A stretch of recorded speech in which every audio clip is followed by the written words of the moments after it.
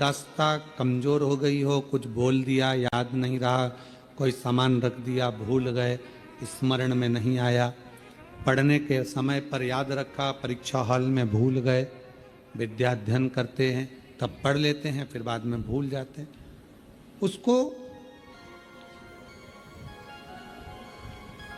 सोमवार के दिन लाल पुष्प, लाल चावल का दाना, बेलपत्र माँ चंद्र घंटा के नाम से देवी के मंदिर में समर्पित करें, या भगवान शंकर का जो शिवलिंग है, तो जो जलाधारी है नीचे का ये शिवलिंग, ये जो जलाधारी है, इस जलाधारी में इस स्थान पर पानी अगर यहाँ बह रहा है तो इस स्थान पर वो लाल पुष्प, वो बेलपत्र, वो लाल चावल का दाना अवश्य समर्पित करना चाहिए।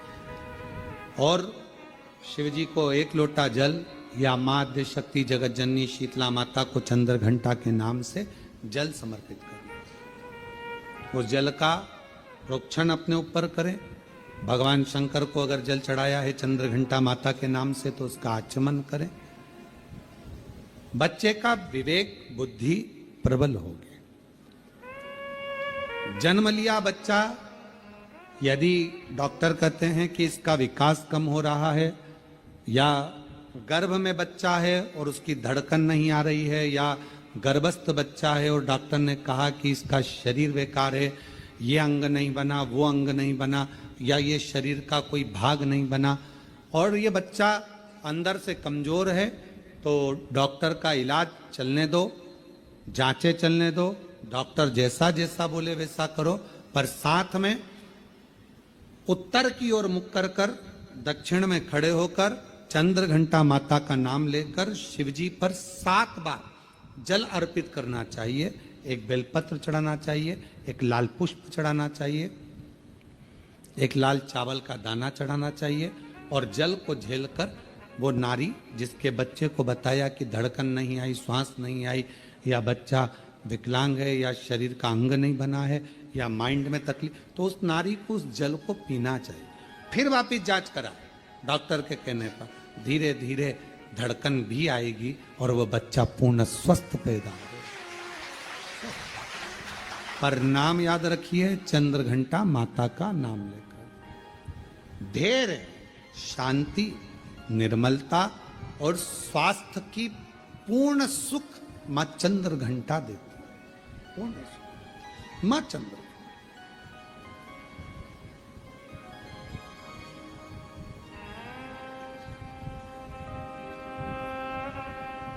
शिव जी कितना विशाल रूप रखकर आए थे, विकराल रूप रखकर आए थे, पर मां स्थिर रही है। पार्वती मैया की माता मैनावती थोड़ी डोली, थोड़ा उनको लगा, हिमालय राज्य को लगा, जितने रिश्तेदार थे, देवता थे, सबको लगा, पर मां को नहीं लगा, क्योंकि मां ने वो चंद्र देख लिया। वो चंद्र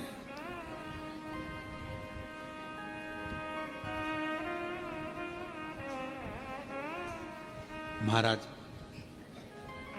फिर मेरे भोले बाबा ने, मेरे शंकर भगवान ने, फिर मेरे शंभु ने, त्रिकालदर्शी, कैलाशी, अविनाशी भगवान शंकर ने बाद में जब देख लिया कि ये शिव जी ने जान लिया कि अब पार्वती भय नहीं खा रही हैं, शांत हैं, निर्मल हैं, तब शिव जी ने फिर आखिरी में अपने बागंबर में से पटका लेकर अपने सिर पर बांधा। आज भी मां कांगड़ा, मां चिंतपूर्णी, मां मनसा, मां करोली, मां वैष्णवरानी, मां ज्वाला, जितनी जितनी शक्तिपीठ है, सारी शक्तिपीठों में आज भी हलवे और चने का भोग लगता है। आज भी चना हलवा का भोग लगता।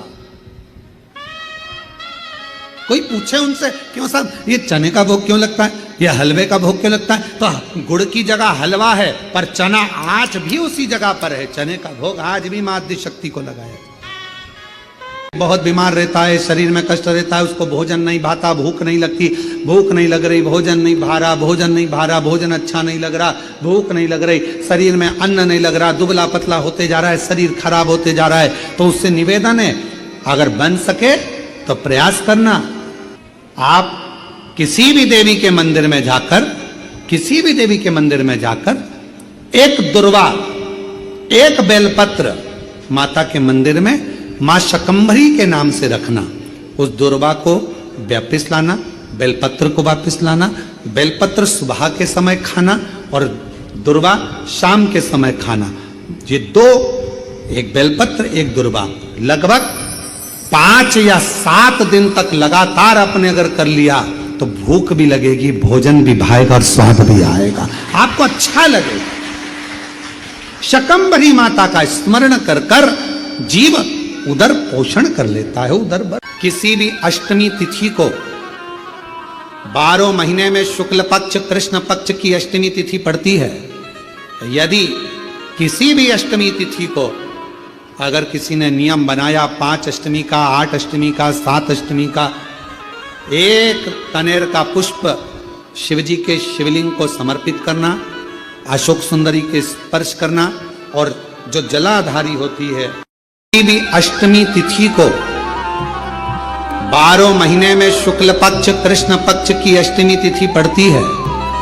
यदि किसी भी अष्टमी तिथि को अगर किसी ने नियम बनाया 5 अष्टमी का, 8 अष्टमी का, 7 अष्टमी का, एक कनेर का पुष्प शिवजी के शिवलिंग को समर्पित करना, अशोक सुंदरी के स्पर्श करना, और जो जलाधारी होती है, जैसे ये शिवलिंग है, ये जलाधारी है, तो पहले शिवलिंग पर स्पर्श, फिर अशोक सुंदरी का स्पर्श, फिर जलाधारी पर कनेर का पुष्प शिव जी की ओर मुख कर कर, अर्थात जैसे मानो ये कनेर का पुष्प है, तो ऐसा शिवलिंग का स्पर्श करते हुए जलाधारी पर जो समर्पित करता है, भगवान शंकर उसके मन की कामना को पूर्ण जरूर करते हैं। एक कनेर का पुष्प, वो आद्य शक्ति है, वो दुर्गा, वो भवानी, वो अष्ट भुजाधात्री, जो नवरात्र की साधना करता है,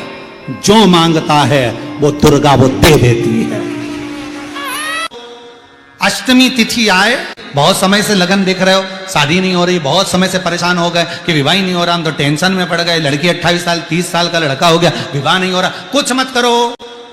अष्टमी तिथि आए तो अशोक सुंदरी वाली जो जगह है वहां पर हल्दी की 7 बिंदियां लगा दो, लड़का लड़की का हाथ उस बिंदी पर रखवा दो, उसका नाम गोत्र बोलो, उसी हल्दी में उसके हाथ पीला करवा दो, और पीपल के पेड़ पर उस हाथ के 5 छापे पड़वा दो। 3 महीने में विवाह पक्का हो जाता है। 3 बार ताली बजाने वालों के भी भर देता भंडार, एक बार शिखर का दर्शन करने वाले को शिखर पर पहुंचा देता है मेरा भोलेनाथ। इतना दयालु है, इतना कृपालु। अष्टमी पर एक बेलपत्र, 3 अष्टमी पत्र, आप कभी दिल से, कभी मौका मिले हृदय से अशोक सुंदरी वाली जगह का स्पर्श कर कर भगवान शंकर के शिवलिंग पर एक बार समर्पित कर कर देखना, और दूसरे वर्ष इंतजार करना कि तुम अष्टमी के दिन बाबा को शमी पत्र बेलपत्र दिया था, क्या बाबा ने तेरे घर में धन और वैभव दिया कि नहीं दिया? जो स्थिति में गाड़ी चल रही थी वो स्थिति की गाड़ी तेरी पार हुई कि ना? पूछो कि नवरात्र में कन्या भोज क्यों कराते हो? दुनिया वालों से पूछो कि नवरात्र में बेटियों को क्यों ढूंढने जाते हो? पूछो कि नवरात्र की अष्टमी और नवमी पर कन्या का पूजन क्यों करते हो? क्योंकि दुनिया वालों को ये मालूम पड़ना चाहिए कि देवी भागवत में लिखा है, एक कन्या एक बेटी जब किसी के घर में मुख झूठा करती है, एक बेटी एक कन्या जब किसी के घर में भोजन करती है तो उसके भंडारे कभी खाली नहीं रहते, इसलिए कन्या पूजन किया जाता है। यदि अपने घर में रहकर अपने दुखड़ों को रोते रहोगे तो तुम्हारा दुख समाप्त होने वाला नहीं है। क्यों? भगवान प्रतिदिन अपने घर के बाहर सुख को, लक्ष्मी को, संपदा को, वैभव को, नंदी को रोज भेजते हैं। और हमारे घर में हम अगर पुराने दुखड़ों को रोज रोएंगे तो हमारा सुख हमारे घर में कभी प्रवेश नहीं करता और दुख जिंदगी भर बना ही रहता। अपने दुखड़ों को रोना बंद करो, परमात्मा का भजन करो, अच्छा सोचो, अच्छा विचार करो। मुझे मालूम है मेरा शंकर भगवान अच्छा कर देगा, मेरा शिव जी मेरी झोली भर देगा, मेरा भोले बाबा मेरे पर करुणा करेगा, मेरा शंकर भगवान मुझ पर दया करेगा। अच्छा सोचिए। घर में कोई त्योहार हो, घर में कोई उत्सव हो, घर में कोई फंक्शन हो, पूजन हुआ, उसके तुरंत बाद झाड़ू नहीं लगती ना, घर की पूरी संपदा बाहर निकल जाती। जब कोई कन्या, पुरुष, कोई स्त्री अपने घर में आकर मुख झूठा करता है तो उसके तुरंत बाद झाड़ू नहीं लगाई जाती, वरना घर की पूरी संपदा बाहर निकल जाती। स्कंद पुराण कहती है महाराज कि भगवान नारायण स्वयं इस जड़ के नीचे अपना विश्राम करते हैं। महाराज इस जड़ के नीचे प्रयास करा करो। एक चुटकी हल्दी, कितनी? मात्र एक चुटकी हल्दी आंवले के वृक्ष के नीचे भगवान हरि हर महादेव के नाम से रखकर उस पर पूर्व मुख कर पूर्व की ओर मुख कर जल समर्पित करना प्रारंभ कर दीजिए। आप अगर प्रयास करेंगे अष्टमी की अष्टमी, और हमने पहले भी कथा में कहा है, ध्यान लगाकर सुनिएंगे तो स्मरण में रहेगा। पराया धन और पराई स्त्री एक दिन व्यक्ति को बर्बाद कर देगा। पराया धन और पराई स्त्री एक दिन बर्बादी के सिरे पर ले जाकर छोड़ दे। थोड़ा स्मरण में रखे, आपको स्मरण में रहिए। करोड़ों का किसी का धन पड़ा हो ना, किसी का वैभव पड़ा हो, करोड़ों की दौलत पड़ी हो ना, वो किसी काम की नहीं है। अगर आपकी है तो आप स्वीकार करिए। और हमने मात्र एक बेलपत्र और एक दुर्वा जानते हो ना, दूब बोलते हो कि दुर्वा बोलते हो? हाँ, दुर्वा बोलते ना, हरा कलर की। एक दुर्वा और एक बेलपत्र प्रयास करना जिंदगी में एक बार। जिन बेटा बेटी का मंगल विवाह नहीं हुआ हो और जिसको लगता है कि भगवान शादी हो तो ऐसी जगह हो जहां हमारा आदर हो, सम्मान हो, सत्कार हो, जहां लोग हमारा आदर करें, सम्मान करें, सत्कार करें, ऐसी जगह विवाह हो जहां आदर सम्मान मिले। एक दुर्वा, एक बेलपत्र। अष्टमी के दिन नंदीश्वर का स्पर्श कराकर, नंदी का स्पर्श कराकर, जलाधारी का स्पर्श कराकर शिवलिंग के ऊपर समर्पित कर देता है, उसको जो वर प्राप्त होता है और घर प्राप्त होता है वो अच्छा ही प्राप्त होता है।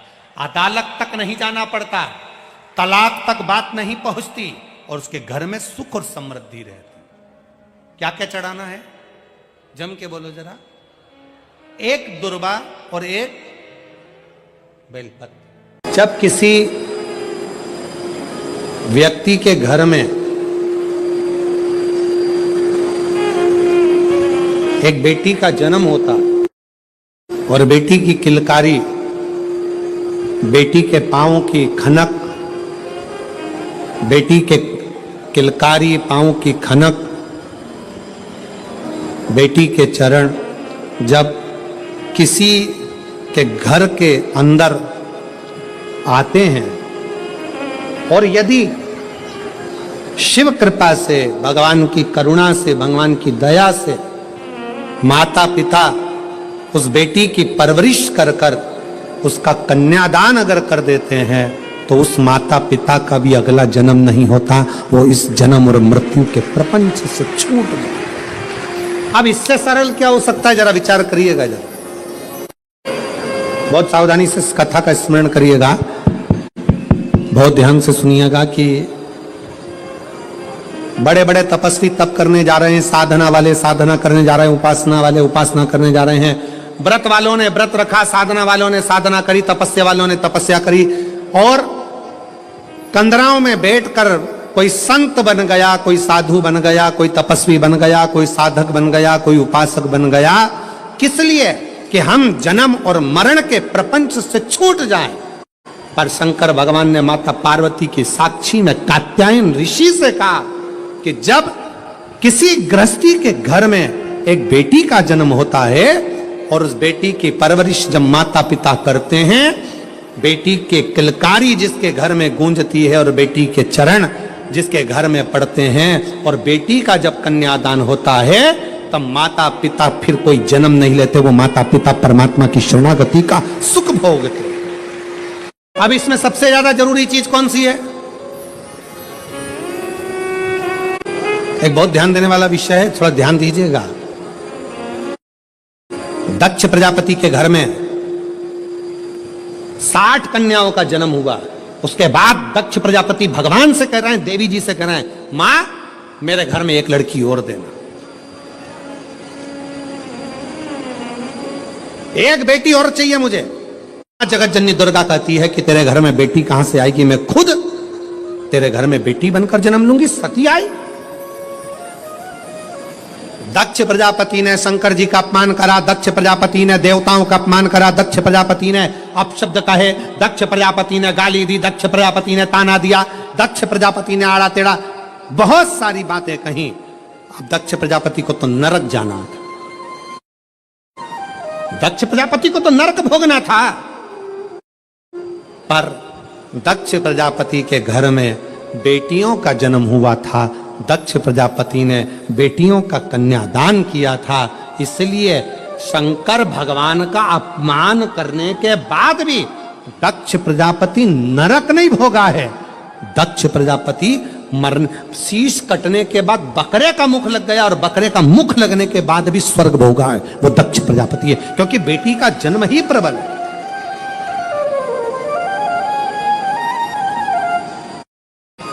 सुखी वो नहीं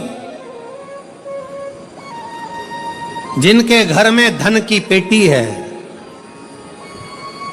सुखी वो नहीं जिनके घर में धन की पेटी है, सुखी वो हैं जिनके घर में मुस्कुराती बहू और बेटी है, जिनके घर की बहुओं के चेहरे पर प्रसन्नता हो, जिनके घर की बेटियों के चेहरे पर मुस्कुराहट हो।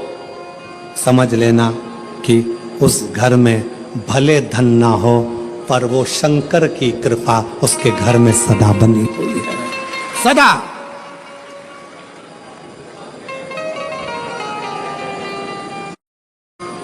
नवरात्रि चल रहे हैं,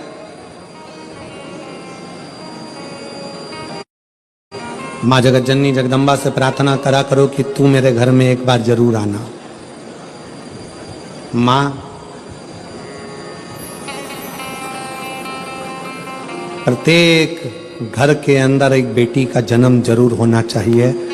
माँ और बाप को दूसरा जन्म नहीं लेना पड़ेगा, वो भगवान शंकर के धाम में खूब आनंद के साथ कैलाश पर वैकुंठ में स्वर्ग के सिंहासन पर बैठेगा। स्वर्ग से जोड़कर हाथ जोड़कर भगवान शिव से अपने पुत्रों के सामने, अपने बच्चों के सामने स्तुति कर शंकर भगवान से कहा, आपने मेरा नाम द्रुमावती रख दिया, आप ब्रह्मन बन गए, मैं कुछ देर के लिए वेदव्य के रूप में आ गई। पर शिव जी से पूछा कि फिर आप मुझे वापस कैसे प्राप्त हो गए, मुझे कैसे?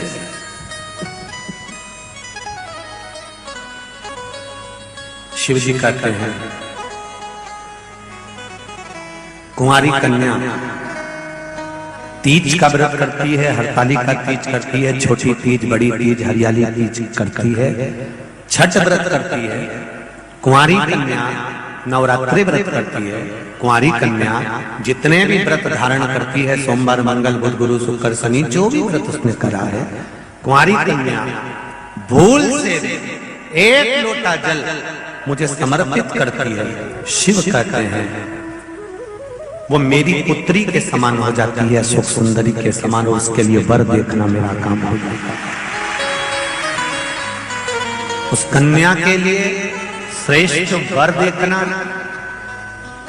मैं बेटियों से एक बात जरूर कहूंगा, शादी होने के बाद आप शंकर जी को जल चढ़ाओगी वो अलग बात है, पर कुंवारी रहते हुए अगर आपने शिव जी पर जल चढ़ाना प्रारंभ कर दिया तो ये निश्चित है, ये निश्चितता है कि आपके लिए वर आपके माता पिता जरूर देखेंगे, पर पक्का शंकर भगवान ही करेंगे कि कहां है।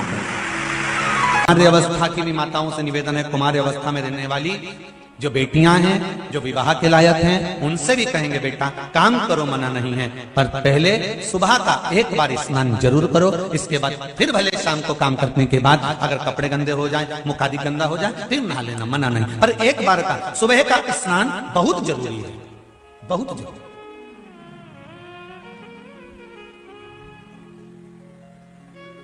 जो बेटियां दोपहर का स्नान मध्याह्न होने के बाद भले कुंवारी हैं, शादी नहीं हुई, अगर करती हैं तो उनको भी जहां वो ब्याह कर जाती हैं वहां पर कुछ ना कुछ मानसिक टेंशन, परिवार का खटर पटर या किसी ना किसी रूप में पति पत्नी का क्लेश या पारिवारिक क्लेश को झेलना पड़ता है। और जितनी बेटियां हैं कथा को सुनना और ध्यान लगाकर देखना कि तुमने कुंवारी अवस्था में कहीं दोपहर के बाद स्नान तो नहीं करा, उस ससुराल में टेंशन चल रहा है, तो उसका कारण तुम समझना कि तुम अच्छी हो, तुम्हारे परिवार वालों ने लड़का भी अच्छा देखा, फोन पे बात भी अच्छी करी, उसने आटा डंडा करी बापड़ा ने, 4 से बाहर तो मिलने आ गया, वो घुमा के भी लाया, गुपचुप भी खिलाया, पानी पता सा चाउमीन भी खिलाया, सब खिलाया।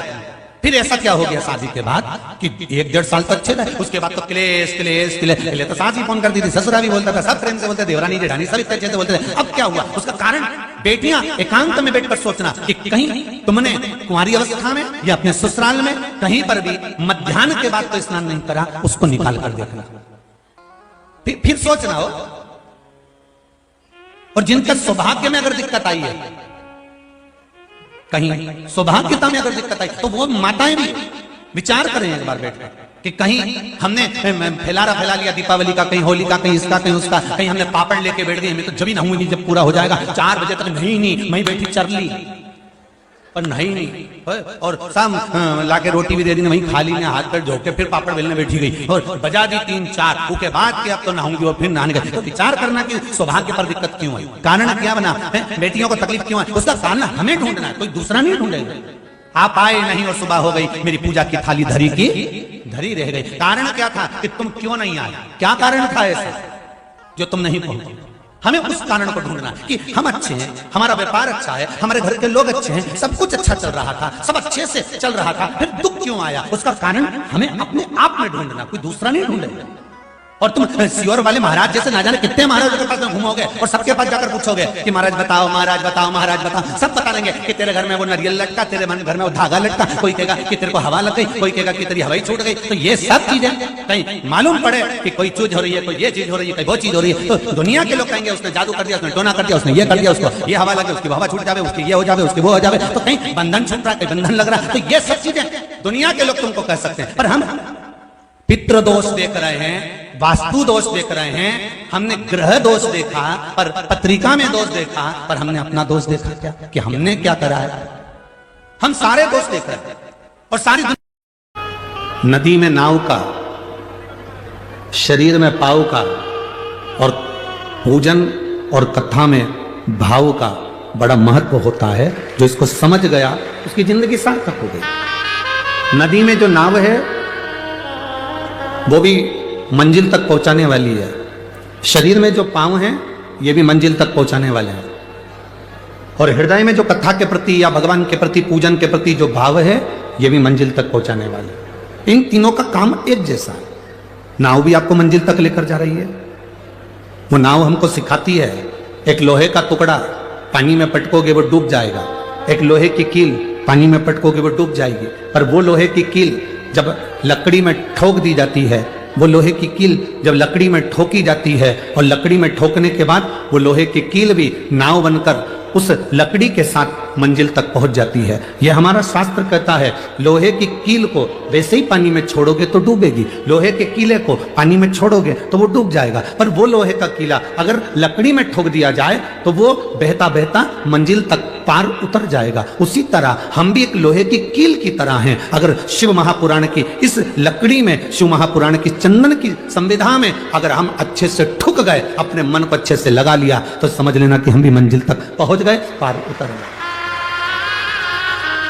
अब कोई कहे गुरुजी आप हमको लोहे की कील कर रहे हो, कोई कहे गुरुजी आप हमें लोहे का कीला कर रहे हो। मनुष्य लोहे की कील की तरह होता है। जैसे कीले पर जंग पड़ जाती है, उस जंग को निकालने के लिए उस पर थोड़ा सा कुछ ना कुछ लगाना पड़ता है। उसी तरह मनुष्य की जिंदगी में भी जंग पड़ती है, अहंकार की, काम की, लोभ की, आसक्ति की, वासना की, तृष्णा की। ये जंग हमारे शरीर पर चढ़ती जाती है, हमारे मन पर चढ़ती जाती है, हमारी इच्छाओं पर चढ़ती जाती है। जब हम इसमें भगवान की अविरल भक्ति का थोड़ा सा पेंट लगा देते हैं, भगवान की भक्ति का थोड़ा सा भजन का बल लगा देते हैं, तो हमारे शरीर पर जो ये अहंकार की जंग है, वासना की जंग है, तृष्णा की जंग है, काम आसक्ति की जो जंग है, वो निकल जाती है। नदी में नाव का, शरीर में जम के बोलो पांव का। ये अगर शरीर में पांव नहीं हो ना, तो फिर मंजिल तक पहुंचना बड़ा कठिन, बहुत कठिन।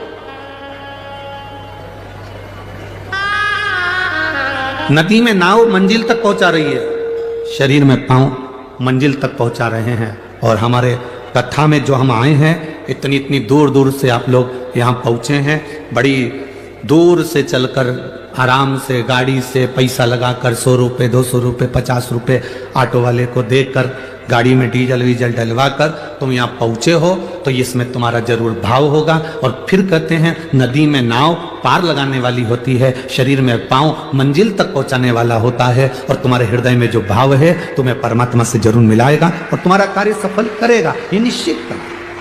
तुम्हारा भाव नहीं होता तो तुम यहाँ पहुँचते होते हैं। एक होता है वफादार, दूसरा होता है मददगार, और तीसरे नंबर पर होता है दोगला, चापलूस। 3 है, ध्यान देना और बहुत सावधानी से सुनना। जो मददगार होगा ना, जो वफादार होगा ना, आज के लोगों को वफादार और मददगार अच्छे नहीं लगते। आज के लोगों को चापलूस और दोगले बहुत अच्छे लगते हैं, जो एक ना एक दिन तुम्हारे साथ दोगलाई कर अच्छे नहीं लगते। कोई मददगार है ना, अच्छा नहीं लगेगा, बहुत ऐसा लगेगा, ऐसा वो मदद कर रहा है, पर आपको ऐसा लगेगा बताओ जरूर कोई बात है, ये मेरी मदद कर रहा है, मतलब कुछ ना कुछ इसको मतलब होगा मुझसे, इसलिए मेरी मदद कर रहा है। अरे भाई, तुम आए थे कुबेरेश्वर धाम, तुम कुबेरे बाबा के दरवाजे पर आए थे, तो उसको लगा तुम्हारे बैग में वजन ज्यादा है, इसलिए बेचारे ने कहा लाओ मां मैं वजन उठा लेता हूं। पर तुम्हें लगा लेकर भग गया तो, कहीं का चोटा हुआ तो। मददगार, वफादार आपको ठीक नहीं लग रहा है, और फिर कोई बंठन के बेहतरीन डेंटिंग पेंटिंग करके और बहुत आराम से तुम्हारे पास में आया और तुम्हारे साथ में खाया पिया, मौज करा, एंजॉय करा, और फिर बाद में वो तुम्हारे साथ में दोगलाई कर कर, चापलूसी कर कर, और वो तुमको चूना लगा कर चले गया। सब दूर कहती फिर रही हमने इतना विश्वास किया था, हमको क्या मालूम था ऐसा, हमने इतना। यहाँ कौन आज के जमाने में जो दूसरे की मदद करता है, दुनिया के लोगों को अच्छा नहीं लगता, उसमें लोग चालू हो जाते हैं। हो सकता है लालच होगा इसलिए कर रहा होगा, किसी को भोजन कराया, भंडारा कराया तो लोगों को बुरा लगेगा, भंडारा इसलिए कर रहा होगा, कहीं से आ गया होगा। अरे भाई, कर रहा है, इससे बढ़कर और क्या चाहिए। भगवान से प्रार्थना करो कि तुमको भी ऐसा दे और तुम्हारे पास में ऐसे भंडारे में निकले। कोई मददगार है, मदद कर रहा है, अच्छा नहीं लगेगा। कोई मदद कर रहा है, ठीक नहीं लगेगा। कोई वफादार है, तुम्हारे साथ में अच्छा काम कर रहा है, चलो मैं तुम्हारा टिकट करा देता हूँ, माँ मैं तुम्हारा टिकट करा दूं क्या, तुमको सियोर भेज दूं क्या। इतने में माता जी सोचेगी बताओ मेरे को लगता है टिकट मिकट का पैसा खा जाएगा ही, ऐसा लग रहा। और बेचारा अच्छे के लिए कि बूढ़ी है, बुजुर्ग है, बूढ़ा है, परेशान है, चलो थोड़ी सी मदद कर दे। तो मददगार, वफादार आज के जमाने में, कली काल में लोगों को अच्छे नहीं लगते। आज के जमाने में जो चापलूस हैं, तुम्हारी चापलूसी करें, तुम्हारे पास में दिन रात बैठे रहें, तुम्हारे साथ में खाए पिए, और एक दिन तुम्हारे साथ में दोगलाई कर कर चले जाएं, तुम्हें वो अच्छे लगते हैं। आज का जमाना है। पर मेरा शंकर, मेरा ओघड़दानी, मेरा शंभु, मेरा त्रिकालदर्शी, मेरा कैलाशी अविनाशी, मेरा शंकर, भले तुम्हारे एक लोटा जल का फल तुम्हें थोड़ा देर से मिले, पर मेरा शंकर भगवान कभी भी तुम्हारा हाथ मरते दम तक छोड़ता नहीं है, वो देता ही रहेगा। वो शिव, दुख आए ना, कोई तकलीफ आए, कोई कष्ट आए, बहुत बड़ी समस्या में गिर गए हो, बहुत तकलीफ में हो, उल्टे हाथ की हथेली पर बेलपत्र सीधे हाथ से उस पर रखकर शिव का स्मरण करिए, शंकर को याद करिए। श्री शिवाय नमस्तु। फिर सीधे हाथ में बेलपत्र लेकर बाबा को प्रार्थना कर कर शिवलिंग पर समर्पित कर दीजिए। एक लोटा जल को चढ़ाओ, प्रार्थना करो।